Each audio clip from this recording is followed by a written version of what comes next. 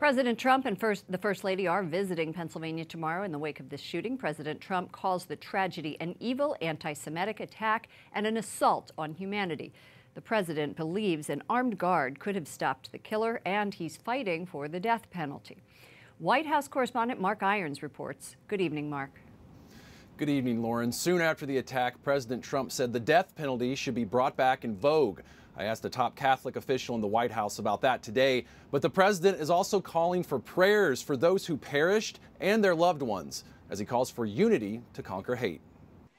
We must stand with our Jewish brothers and sisters to defeat anti-Semitism. This wicked act of mass murder is pure evil. President Trump speaking at two pre-planned events this weekend after the assault in Pittsburgh.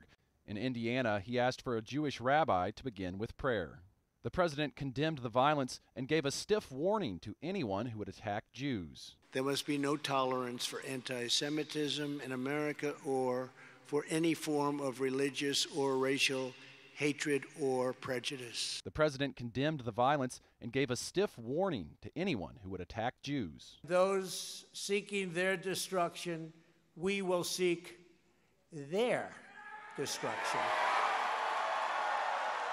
And soon after hearing of the tragedy in Pittsburgh, the president renewed his call for capital punishment. When people do this, they should get the death penalty, and they shouldn't have to wait years and years. His position doesn't align with the church's stance. Following on teaching from Pope Benedict and St. John Paul II, Pope Francis approved an update to the Catholic Catechism earlier this year. It reads, "The death penalty is inadmissible because it is an attack on the inviolability and dignity of the person." I asked Mercedes Schlapp, a Catholic and White House senior official, to weigh in. I know the president's condemning the violence, but as a Catholic, are you concerned that he's calling for the death penalty for the Pittsburgh suspect?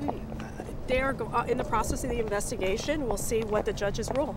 But is it appropriate to be calling for the death penalty? I don't think that's for the judges to make that decision, and obviously that's a state issue. The American flag on top of the White House here behind me has been lowered to fly at half-staff. We will report from Pittsburgh tomorrow as the President and First Lady travel there to meet with victims' families. Lauren? White House Correspondent Mark Irons. Thank you, Mark.